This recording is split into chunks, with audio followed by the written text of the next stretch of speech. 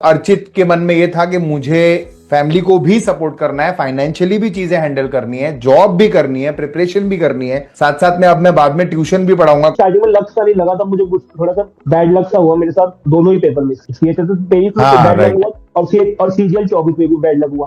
पहले क्या करता था, 4-5 मॉक इकट्ठे भेजिए तो 4-5 एक साथ एनालाइज करें। अच्छा। तो ये भी ठीक ये है। स्ट्रेटेजी बहुत अच्छी काम लगी। एसएससी सीजीएल 2025 एक बड़ी इंटरेस्टिंग शख्सियत से मेरी अभी बातचीत हो रही है। कंप्यूटर सेक्शन जो है वो खासा लोगों को पिछले साल तंग करके गया है। बहुत लोगों की जो मंशाएं हैं वो बहुत करीब आकर के जो है वो रुक गई, खास तौर पे से सेक्शन की वजह से। और ये सेक्शन जो है वो इस बार का किंग मेकर बना, इस बार का डिसीजन मेकर जो है ये सेक्शन बना।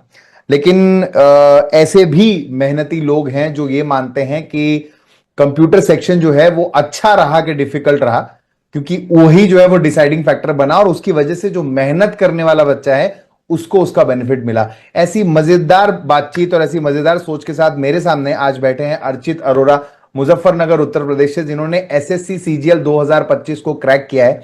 और बड़ी इंटरेस्टिंग इनकी स्टोरी है, वो ये है कि ग्रेजुएशन सिर्फ 2023 में, मिड 2023 में ग्रेजुएशन कंप्लीट करते ही तुरंत इन्होंने सरकारी पेपर देना शुरू किया और तुरंत ऑलमोस्ट जो है सक्सेस जो है वो देखनी शुरू कर दी।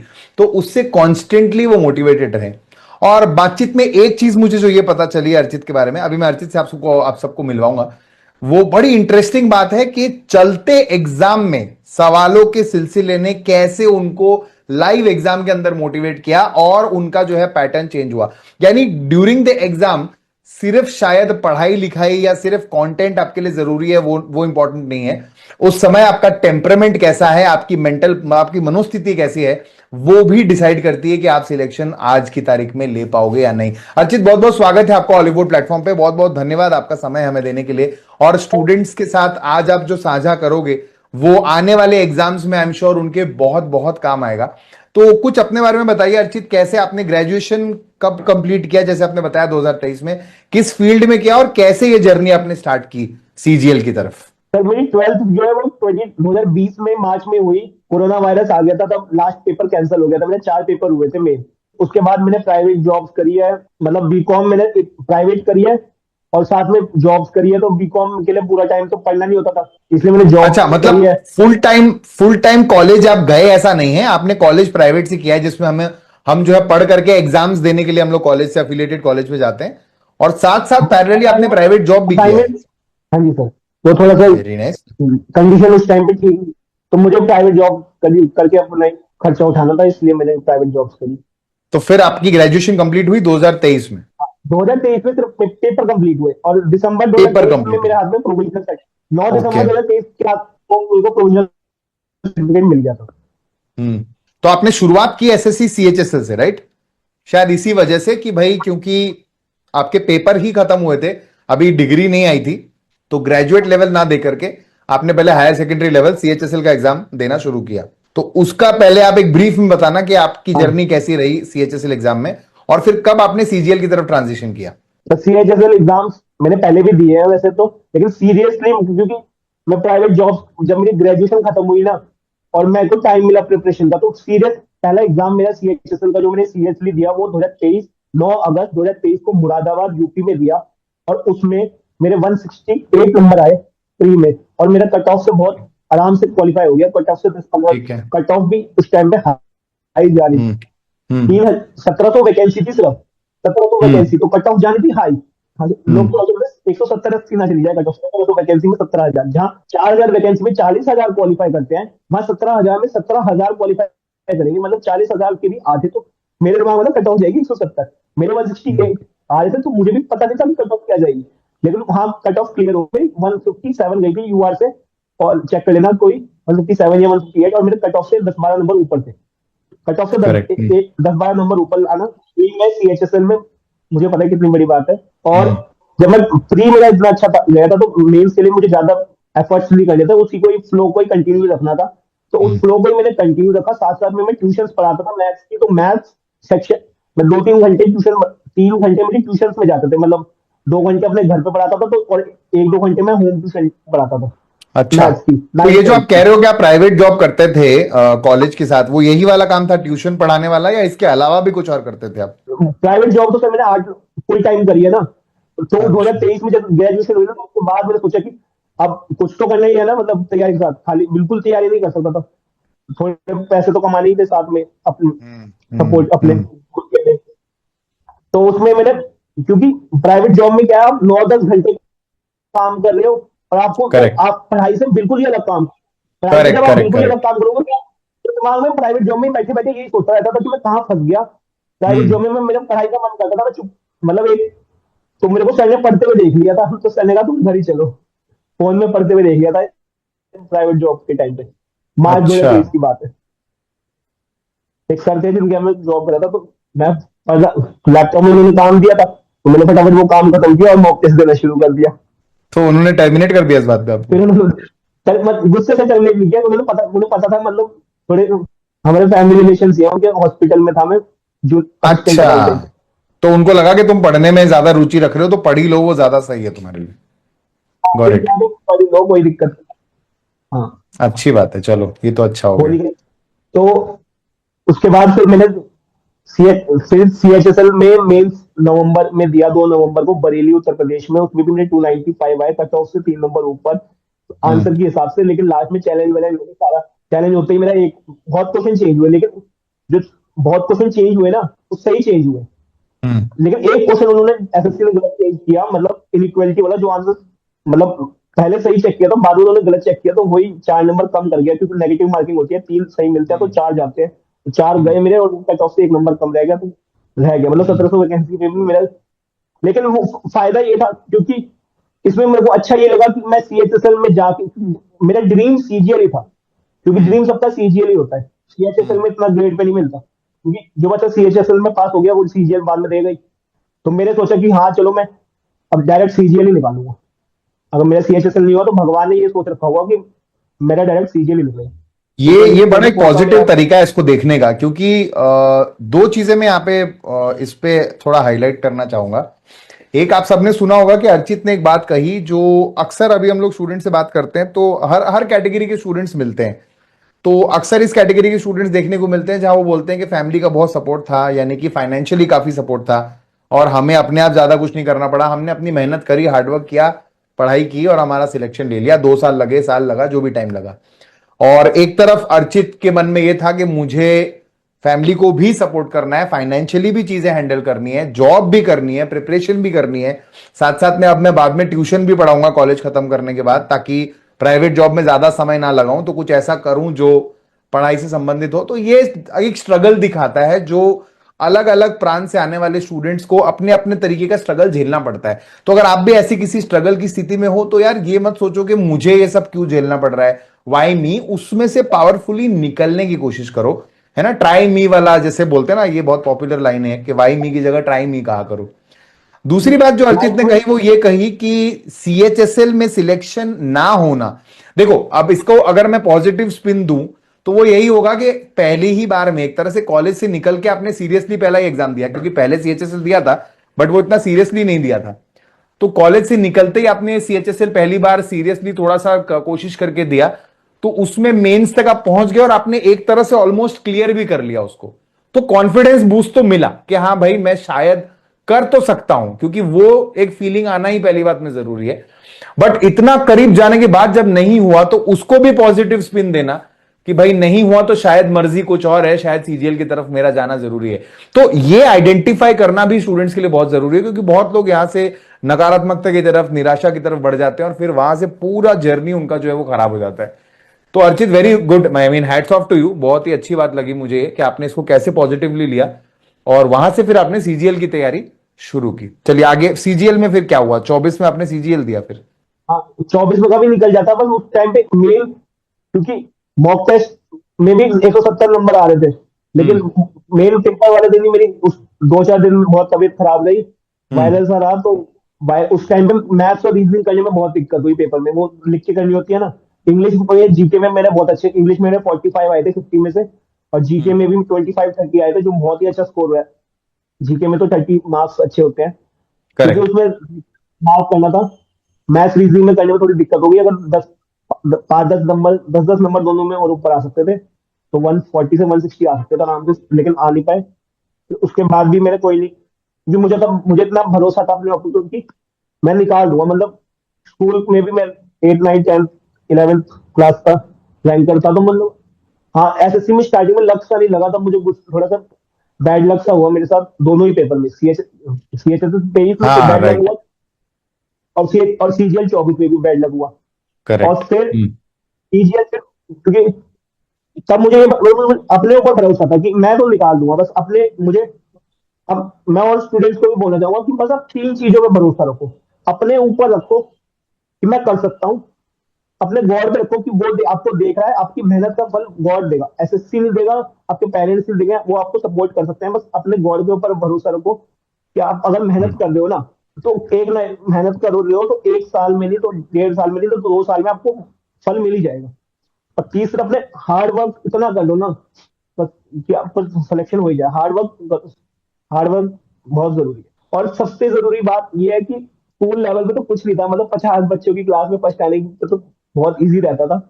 तो जबकि 50 मतलब 49 बच्चे, मतलब ऐसे ही एवरेज क्वालिटी के, उसमें उसमें तो मजा आता था। मतलब उसमें तो आराम से भी, उसमें ये था कि मैं कम भी पढ़ूंगा ना, तब भी फर्स्ट आ हो जाऊंगा। मतलब जाएगा। स्कूल थोड़ा सा ऐसा रहता मेरा स्टार्टिंग में, बहुत ज्यादा टॉप का नहीं था स्कूल मेरा सिटी का, थोड़ा नीचे लेवल का था, तो वहां पे इतने ज्यादा हाई क्लास इंटेलिजेंट बच्चे नहीं थे, तो मेरा हो गया था आराम से, तो हम्म। फर्स्ट आ जाता था।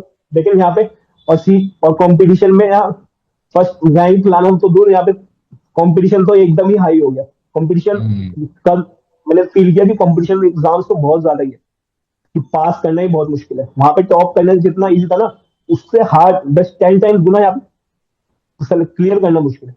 लेकिन फिर भी हम्म। मैंने सीजीएल 24 दिया। फिर क्योंकि मेरे को पता था सीजीएल, जैसे 24 का मैंने मेंस दिया ना, हम्म। 24 का मैंने मेंस मतलब दे के लिया। जैसे ही मेंस हुआ, दो शिफ्ट में, 18 जनवरी 25 में, और 20 जनवरी 25 में, मैंने 20 जनवरी। जैसे आया, जैसे मतलब आया ना वो आंसर किया ही, तो मैंने दिया। मॉक टेस्ट टेस्ट ऐप पे आ गया वो, वैसे ही दिया मैंने। 300 मतलब अच्छे नंबर आ गए। प्रिपरेशन कर रहा था, मैंने कहा जैसे मॉक टेस्ट है, मैं मेंस के लिए क्वालिफाई तो हुआ था, लेकिन जैसे मेंस का और बच्चों को आया, तो मैंने मेंस उसी दिन पहले दिन ही दे दिया। तो मेरे अच्छे अच्छा। मार्क्स आए थे 300। तो मैं देख रहा था मेरी कट ऑफ क्लियर करती थी, अगर मैं बैठता तो मेरी कट ऑफ तो क्लियर हो करती जाता। थी मैं। हाँ, तो मतलब ऐसे ही। हम्म। हाँ, ये होता है ना इंटरेस्ट, तो मतलब थोड़ा सा बुरे मन से दिया, लेकिन हम्म। क्योंकि मैं मेंस के क्वालिफाई नहीं कर पाया था, मैंने कहा, तो मैंने दिया। उसमें भी अच्छे नंबर आए। और 2024 में थोड़ा नॉर्मलाइजेशन का इशू हुआ था। हाँ, वो और थोड़ा लास्ट में रहा था कुछ इशू। तो फिर आपने और 25 में ठान लिया कि इस बार तो निकालना ही है कोई भी हालत में। अच्छा, फिर 25 में अर्चित मैंने, से जब बातचीत करी तो उन्होंने स्पेसिफिकली स्टार्टिंग में ये बता दिया कि मैथ्स तो उनका फेवरेट सब्जेक्ट है और मैथ्स और रीजनिंग में खासी उनकी पकड़ जो है वो मजबूत रही है।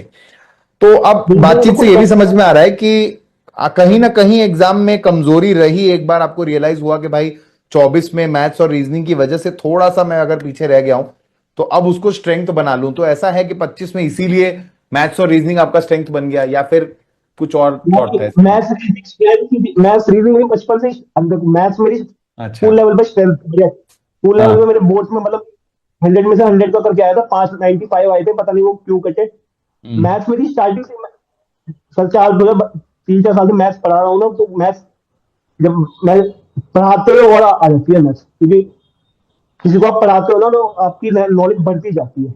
हाँ, correct, I agree, totally agree. मतलब जो क्वेश्चन मैं मैथ्स में पढ़ा रहा हूँ वही मॉक टेस्ट में आ रहा है, तो मैथ्स के लिए मुझे अलग से टाइम ही नहीं देना पड़ रहा था। हम्म। वो मेरा टाइम वो मेरा टाइम दो ट्यूशन पढ़ाने में बहुत अच्छा था, मतलब पैसे मिल भी रहे थे, और मेरी एफिशिएंसी बढ़ नॉलेज रही भी थी उस टाइम। डीपर हो रही थी। हम्म। हाँ, ट्यूशन पर एसएससी के सभी एक्सपर्ट को कहता हूँ, ये मत सोचो कि आपके 12 घंटे में से आपके घंटे कम हो रहे, अरे आपकी नॉलेज बढ़ेगी बहुत ज्यादा, हम्म। और आपको कॉन्फिडेंस मिलेगा अपने ऊपर। जो मेरे बच्चे मेरे बहुत बच्चे बोर्ड्स में 10th में 90 प्लस, मतलब जितने ज्यादा बच्चे नहीं पढ़ाए, लेकिन जितने बच्चे पढ़ाए ना, उनके बहुत अच्छे मार्क्स आए, तो मेरे हम्म। को बहुत कॉन्फिडेंस मिला अंदर से हम्म। कि हाँ, मैं मतलब सामने वाले को समझा भी पा रहा हूँ, कॉन्फिडेंस मिला अपने ऊपर ही। तो आई थिंक यहाँ पे अब मैं थोड़ा सा डाइवर्ट करूंगा। ये बहुत बड़ी आपने फिर से एक और बात बोली है कॉन्फिडेंस के बारे में। तो अगर आप इनकी जर्नी अब तक देखोगे, अगर अब तक आपने सुना है कि क्या कह रहे हैं, अर्चित के साथ एग्जाम्स कई बार ऐसे हुआ कि लास्ट मोमेंट तक वो चले गए, ऑलमोस्ट क्लियर करके वापस कैंसिल हो गया एक तरह से, वापस कॉल बैक हो गया, तो उसके बावजूद निराश ना होकर के उसमें से उन्होंने लर्निंग्स ली, पिकअप किया, टीचिंग क्योंकि कर रहे थे तो उससे उनको सब्जेक्ट पे कॉन्फिडेंस बढ़ा। साथ साथ में इस एज ग्रुप में मैंने ये भी देखा है, मैं भी अपने इस एज ग्रुप से गुजरा हुआ हूं और मैंने बहुत स्टूडेंट्स को देखा है, मैं कई सालों से पढ़ा रहा हूं कि इस एज ग्रुप में खास तौर पे बच्चे को लगता है कि यार मुझे जिम्मेदारी उठानी है, मुझे कुछ करना है, मुझे अब डिपेंडेंट नहीं रहना है, मैं अब और पैसे जो है पेरेंट्स के ऊपर से अब नहीं लेना चाहता हूं, I want to give something back, मुझे कुछ करना है अपने पेरेंट्स के लिए। तो वो भी आपके ऊपर एक प्रेशर होता है, तो कहीं ना कहीं अब आप पढ़ा रहे थे, थोड़ा बहुत पैसा भी आ रहा है, तो मतलब हर तरह से एक कॉन्फिडेंस, जो भी छोटी छोटी चीजें आपको कॉन्फिडेंस दे सकती है, वो आई थिंक ओवरऑल आपकी जर्नी को थोड़ा थोड़ा सा बाकियों से ऊपर उठा के रख देती है, वो एक बेनिफिट है। और यहां से अब मैं जिस सवाल पे आना चाहता हूं, वो जो आपसे बातचीत करके मुझे पता चला था कि अर्चित ने ये बोला कि चलते एग्जाम में जो, अब देखो हर कोई एग्जाम में एक माइंडसेट के साथ जाता है कि हाँ भाई एग्जाम है, मैंने तैयारी करी, मुझे पेपर देना है, लेकिन जब आप बायोमेट्रिक वगैरह कर लेते हो, जब पेपर स्टार्ट होता है तो थोड़ी थोड़ी घबराहट होनी शुरू सबको हो जाती है, लाजमी है, नॉर्मल है। वहां से अगर कुछ बच्चों के कुछ सवाल नहीं लगते हैं तो वो वहां से थोड़ा सा डगमगा करके हाथ से मौका छोड़ने लगते हैं, बट अर्चित के केस में उल्टा हुआ, उनके मैथ्स में उन्होंने क्वांट से ही शुरुआत करी, आई थिंक इस टायर 2 की बात आप बता रहे थे, तो क्वांट से शुरुआत करी और जब सवाल लगने लगते चले गए तो उनका कॉन्फिडेंस वहीं बीच पेपर में बूस्ट हो गया कि भाई ये तो मेरा निकल जाएगा मुझे लग रहा है, और फिर वहां से आई थिंक जर्नी बिल्कुल ही डिफरेंट। और एक बात मैं कह दूं, सवाल तो मतलब अगर सवाल लगने से कॉन्फिडेंस बूस्ट नहीं हुआ, सवाल मैंने देखे कि बहुत हार्ड है और मेरे से हो गए, हार्ड सवाल भी बन रहे हैं, right right right right. Hard सवाल बन मतलब गए और कुल मिला के बीच एग्जाम का जो कॉन्फिडेंस बूस्ट है ना, उसने जो है और भी काफी मदद की होगी, तो ये मेरा इस पे। हम्म। अगर 30 क्वेश्चन मैथ्स में इजी आ जाते और मैं 30 के 30 कर देता ना, तो मुझे खुशी ना मिलती। 90 आते ना मेरे, हाँ तो राइट। मेरे को खुशी मिलती। अगर मैंने भगवान से पहले भी, मतलब भगवान से 2-3 दिन पहले यही प्रे की थी, पेपर बहुत हार्ड बने, हर सब्जेक्ट, चारों सब्जेक्ट, कंप्यूटर, 5-6 सब्जेक्ट हार्ड बने, जिससे कि कट ऑफ, मतलब अगर इजी बन जाती है ना, तो इजी बन जाता है ना पेपर, सीएचएसएल में इजी बनता है, तो वहां कट ये ऑफ ये जाती है आर्गुमेंट बहुत। मैंने सुना है, काफी लोग से सुना है कि अगर पेपर डिफिकल्ट होता है तो जो असली में मेहनत करता है, जो शुद्ध हम्म। ज्यादा हार्ड वर्क एकदम पूरा मेहनत से आया होता है, उसको थोड़ा सा अपना बेनिफिट मिलता है, और जो फिर वो कई लोग फ्लूक वाले केसेस होते हैं, जो तुक्के वाले केसेस होते हैं, वो फिर ज्यादा आगे नहीं निकल के आ पाते हैं, तो बहुत ही हार्ड आता है तो उसका भी फायदा है। बट खैर हर चीज के प्लस और माइनस है, इसमें हम लोग नहीं जाएंगे। तो ये आपका, अब आप मुझे जनरली ये बताओ अर्चित कि आपका, मैंने काफी जर्नी सुना हम लोगों ने, सीएचएसएल का, सीजीएल का, हमने ये सुना कि कॉन्फिडेंस का कितना बड़ा इंपॉर्टेंस रहा है आपकी जर्नी में। आप ब्रीफली हमें ये बताओ कि आपका प्रिपरेशन पैटर्न क्या था सभी सब्जेक्ट्स को लेकर के, कैसे जब आपने प्रिपेयर किया तो क्या कुछ खास किया, क्या कुछ अलग किया, और मुझे ये जरूर जानना है कि जब आपका, जब जैसे आपने सीएचएसएल इतना करीब से देखा, सीजीएल टायर 1 2024 में आप क्वालिफाई नहीं कर पाए, तो आपने अपनी स्ट्रैटेजी में क्या बदलाव लाया कि 25 में आपका सिलेक्शन जरूर ही जरूर हो जाए, इस पर थोड़ी रोशनी डालिएगा। मॉक टेस्ट सीरीज, एक आधी ऐप की मैं टेस्ट सीरीज ले लेता था बस, और बाकी यूट्यूब, यूट्यूब और मॉक टेस्ट सीरीज बस। और ठीक है, 2 चीज मैं फॉलो करता था 2023 तक। सब्जेक्ट वाइज बोला था तो सबसे पहले मैं मैथ्स पे आता हूँ। जैसे मैथ्स सेक्शन, मैथ्स में स्कूल बच्चे 9-10 के बच्चों को पढ़ाता था, और मैंने 9-10 है ना, तो वहां पे तो मेरी नॉलेज बढ़ती थी, वहां पे तो डीप में क्वेश्चन करवाना पड़ता था, तो बच्चे को समझाना पड़ता था। लेकिन जैसे जैसे डीप में पढ़ता रहता था, तो मुझे शॉर्ट ट्रिक्स खुद ही समझ में आ गई, पढ़ाने पढ़ाते से ही।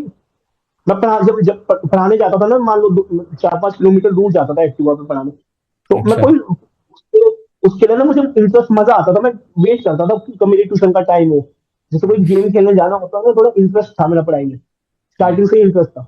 एसएससी की प्रिपरेशन कर रहे हैं, तो मेरे कुछ दोस्त है ना, तो मैं नाम नहीं लूंगा, तो 2 घंटे अगर वो पढ़ा रहे हैं ना, तो वो सोचते हैं कि जल्दी 2 घंटे खत्म होए और मैं अपना पर्सनल टाइम लूँ, मैं इसका ट्यूशन खत्म होए मेरी, और मैं अपना एसएससी की तैयारी करूँ, है ना। उसमें भी आप अच्छे से तैयारी करो, कोई सा भी टाइम ऐसा नहीं होता, अपना अच्छे से प्रिपेयर करो। और मैथ्स मेरा ट्यूशन पढ़ाने से इंक्रीज हुआ।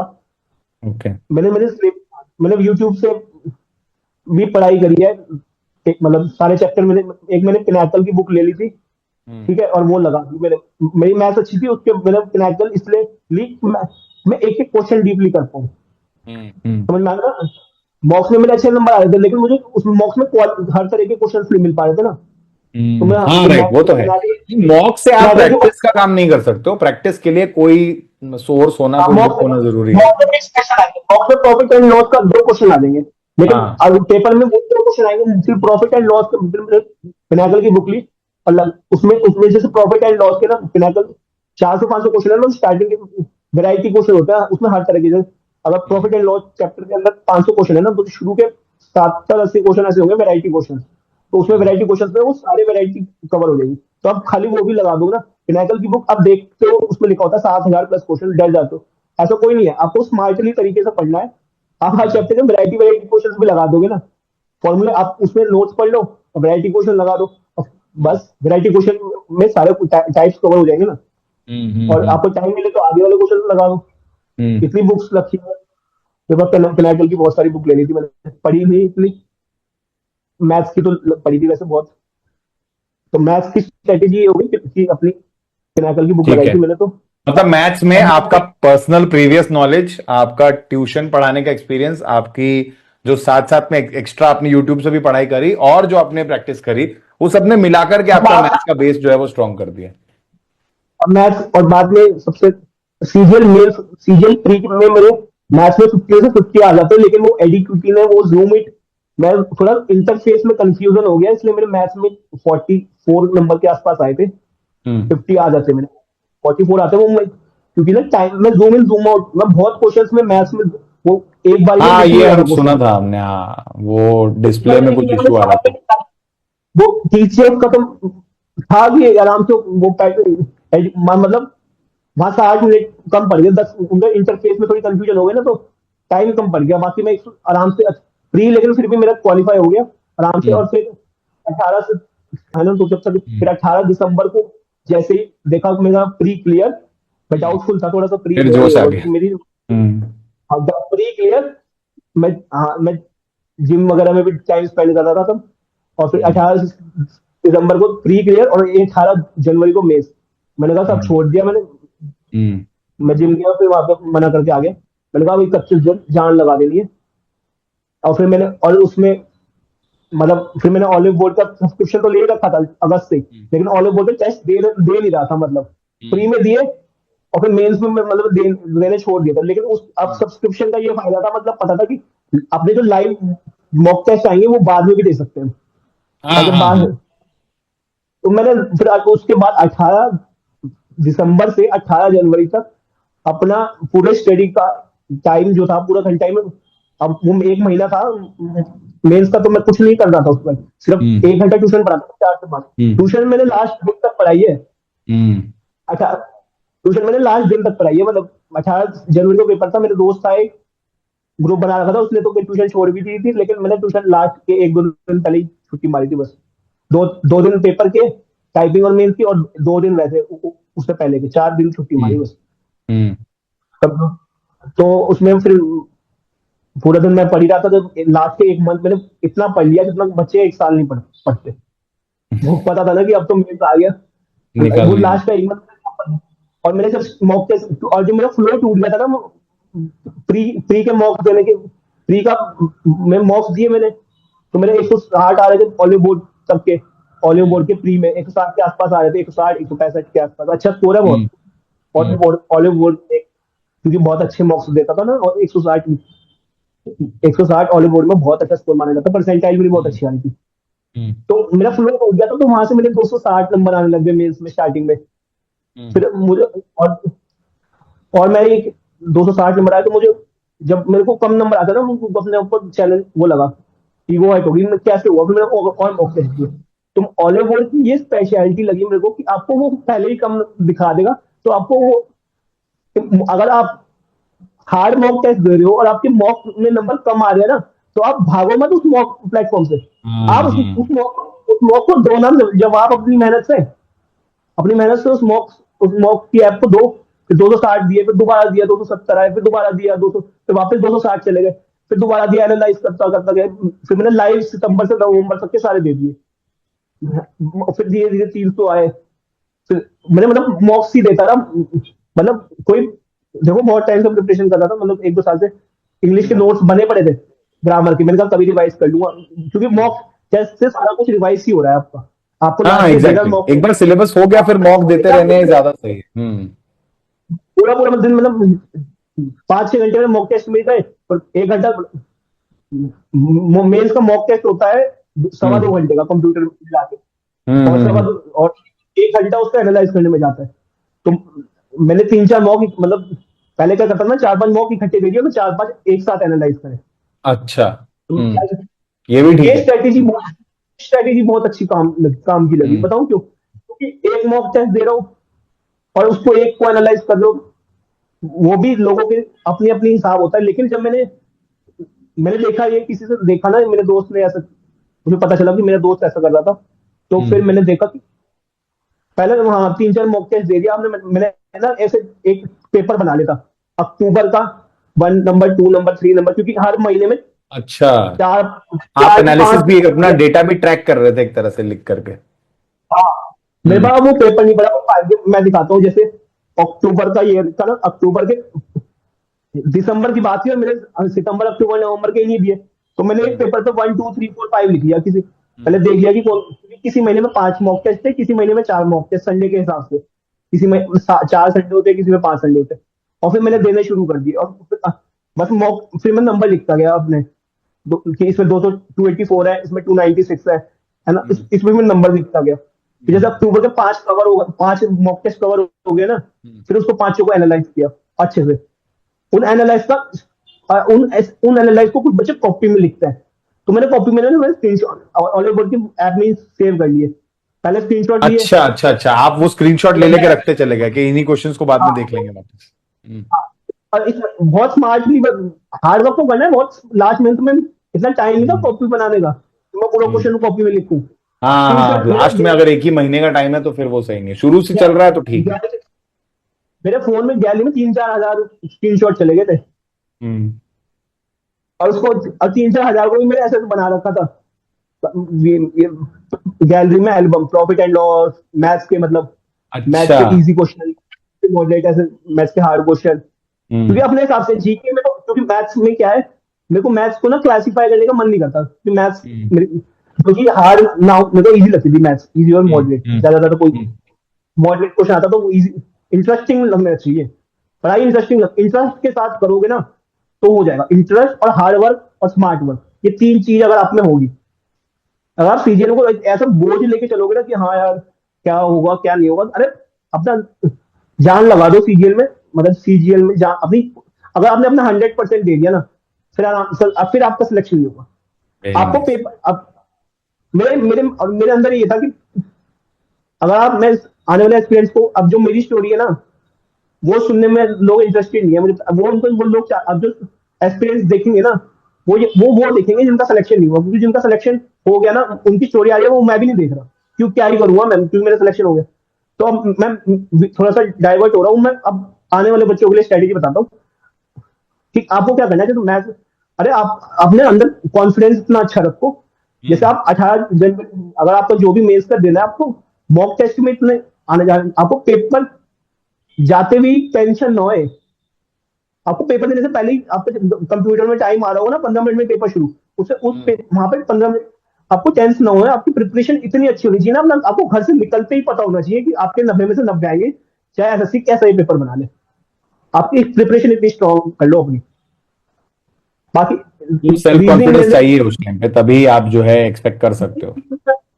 डरते सेल्फ हुए जाओगे कॉन्फिडेंस, तो फिर पेपर गड़बड़ी होगा हाँ, आगे। हम्म।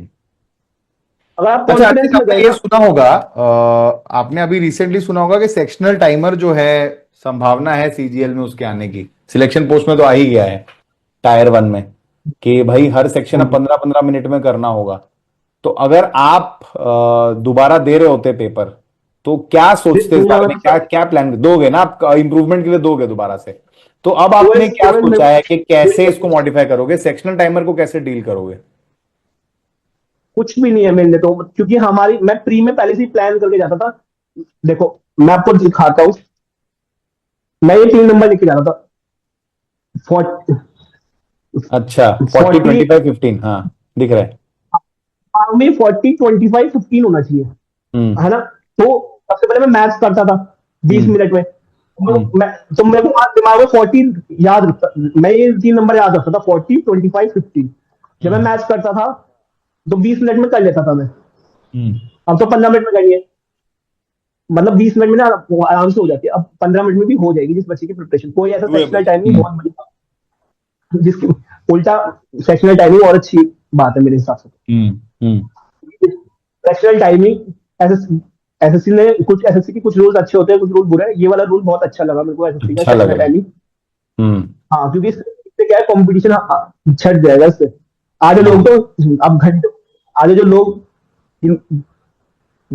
जिनमें थोड़ी मतलब वो उसकी वो कहते हैं ना विजडम की कमी होगी, तो वो यूट्यूब पे देख रहे होंगे कि अब सेक्शनल टाइमिंग की 50 वीडियो डाल रहे हैं लोग, तो कौन देखे इसमें। अब नहीं, अगर उससे कुछ होगा ऐसे नहीं। आई थिंक जो जो आपका पर्सनल एक्सपीरियंस जो आप मॉक दे दे के अभी सीखोगे, आई थिंक वही ज्यादा 15-15 इंपॉर्टेंट है, मिनट वही बेनिफिट करेगा आपको। वीडियोस होता देखने है, से अच्छा ही। अब पेपर में क्लैरिटी आ गई। हाँ बैंक एग्जाम्स की तरह क्लैरिटी आ गई कि हाँ, सबसे पहले थोड़ा सा ना, और हमारे दिमाग में 100 क्वेश्चन चलते थे, अब हमारे दिमाग में ऐसे स्टेप बाय स्टेप खुलेगा, तो पेपर में हाँ और अच्छा हाँ, होगा। मतलब एट ए टाइम अगर आपका टाइमर चल रहा है तो आपको उन 25 सवालों के बारे में ही सोचना है, आगे पीछे का कुछ नहीं है। अब जो गया वो गया, और जो हाँ, आएगा वो बाद में देखेंगे। मतलब पहले ना पेपर स्टेप्स में, पेपर 4 पार्ट में था तो, लेकिन वो जुड़ा पूरा हुआ एक था। साथ था कि बाद, हम्म हाँ, पूरा एक साथ जुड़ा हुआ था कि बाद में हम्म मैथ्स का एक क्वेश्चन करेंगे, बाद में इंग्लिश का क्वेश्चन करेंगे, बाद में जीके का, छोटे छोटे। अब हमें एक तरह से छोटे छोटे 4 पेपर हो गए। हम्म करेक्ट। गुड हमें way of looking at it. Nice. हर चीज को गुड वे में देखना चाहिए वैसे। पॉजिटिविटी बहुत है आपके अंदर, ऑप्टिमिज्म काफी है आपकी पर्सनैलिटी में, मुझे ऑप्टिमिज्म दिख रहा है, जिसका थैंक यू सर। बेनिफिट आपको जरूर मिला है प्रिपरेशन में। And we are very proud of what you have done, and in a very short span of time. I am sure इसके पीछे बहुत मेहनत रही होगी, और काफी ऐसी अनकही बातें भी हैं जो लोगों को नहीं पता होती हैं। बट उसके बावजूद इसको लेकर देखो, निराश होना मुझे लगता है आसान लगता है लोगों को। क्यों? बुरा फील कर लिया, फॉल बैक हो गए, अरे डिप्रेशन में चले गए, मेरा सिलेक्शन नहीं हो रहा है, सरकार की कमियां निकाल ली। लेकिन अगर उसको आप अपने फेवर में बदलने की ताकत रखोगे तो पॉसिबल है, इट्स नॉट इम्पॉसिबल। मुझे तो अच्छा लगा, मतलब एसएससी ने मेरे को ना अंदर से स्ट्रांग बना दिया, मतलब सो लाइफ में स्वीट। स्ट्रांग नहीं था मैं इतना। Very nice. That's a good way of looking at it. और बहुत अच्छा लगा आपसे बातचीत मतलब करके। बहुत बहुत धन्यवाद हॉलीवुड प्लेटफॉर्म के साथ बने रहने के लिए। अगर आप नए हैं चैनल पे तो सब्सक्राइब बटन तुरंत हिट कर दीजिएगा, इस वीडियो को लाइक कीजिए और शेयर कीजिए, ताकि अर्चित की जर्नी से और भी लोग इंस्पायर हो सकें और अपने ड्रीम को अचीव कर सकें। बहुत बहुत धन्यवाद। बाय बाय, नमस्कार, जय हिंद।